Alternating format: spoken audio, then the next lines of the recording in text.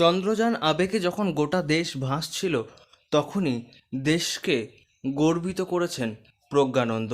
Grand মাস্টারের সঙ্গে খেলতে গিয়ে ফাইনাল রাউন্ডে রানার্স আপ হয়েছেন তিনি, কিন্তু জিতে নিয়েছেন দেশবাসীর মন। আর সেই আবেগে যখন দেশবাসী ভাসছে তখন ফের বিশ্বমঞ্চে ভারতের সাফল্য। বিশ্বমঞ্চে সোনা জয় ভারতের সোনার ছেলের। বিশ্ব অ্যাথলেটিক চ্যাম্পিয়নশিপে জ্যাভলিন থ্রোতে সোনা জয় নীরজ চোপড়ার। অলিম্পিকের বিশাল সাফল্যের পর বিশ্বমঞ্চে আবার সাফল্য পেয়েছেন ভারতের এই সোনার ছেলে। আর সেই সাফল্য উদযাপন হলো আসানসোলে। নীরজ চোপড়াকে সঙ্গে নিয়েই সেলিব্রেশন হলো শহরে। নীরজ চোপড়ার গলায় মালা পরিয়ে কেক কেটে হয়েছে সেলিব্রেশন। শিল্পী সুশান্ত ঘোষের ওয়ার্কস মিউজিয়ামে হয়েছে এই সেলিব্রেশন। আজকে আমি নীরজ চোপড়া আমাদের বিশ্ব অ্যাথলেটিকে সোনা পেয়েছে, যা ভারতবর্ষে এখনও আজ পর্যন্ত পায়নি। এর আগে এই মূর্তিটা বানিয়েছিলাম, মোমের মূর্তি, যে অলিম্পিকে গোল্ড মেডেল পেয়েছিলেন। তারপরে আমি এই মূর্তিটা বানাই। এখন আমাদের গর্বের বিষয়, ভারতবর্ষের একজন এত বড় অ্যাথলেটিক আমার ভারতবর্ষে এর আগে জন্মগ্রহণ করেননি। কারণ হচ্ছে পরপর উনি সোনা পেয়ে যাচ্ছেন। এখনও অনেক দাওয়ার আছে ভারতবর্ষকে, অনেক পুরস্কার এনে দিবে।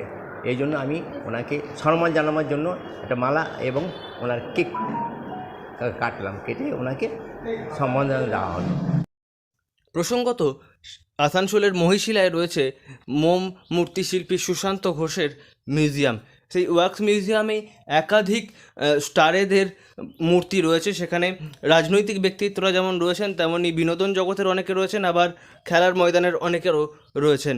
আর ভারতের এই যে অন্যতম অ্যাথলিট অর্থাৎ নীরজ চোপড়া, যিনি বারবার বিশ্ব মঞ্চে গিয়ে দেশের জন্য সোনা জিতিয়ে এনেছেন, তার সেই সাফল্য উদযাপন করার উদ্যোগ নিয়েছিলেন শিল্পী নিজেই, এবং যারা দর্শনার্থী ছিলেন তারাও সেই সাফল্য উদযাপনের সঙ্গী হয়েছেন।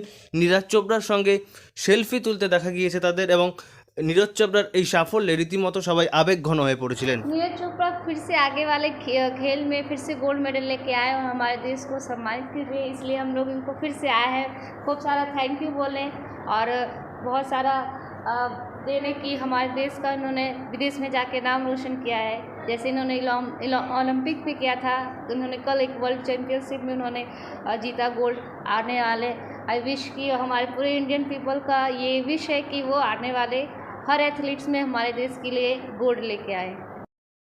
নীরজ চোপড়ার এই সাফল্যের পর থেকেই শিল্পী সুশান্ত ঘোষের যে ওয়ার্কস মিউজিয়াম, সেখানে আরও অনেক দর্শনার্থীরা আসছেন। তারা নীরজ চোপড়ার সঙ্গে সেলফি তুলছেন, তারকে সামনে রেখে তারা ছবি তুলছেন, এবং শিল্পী সুশান্ত ঘোষ বলছেন যে অলিম্পিকে তার যে সাফল্য, সেই সাফল্যের পর নীরজ চোপড়ার এই মূর্তি তিনি বানিয়েছিলেন।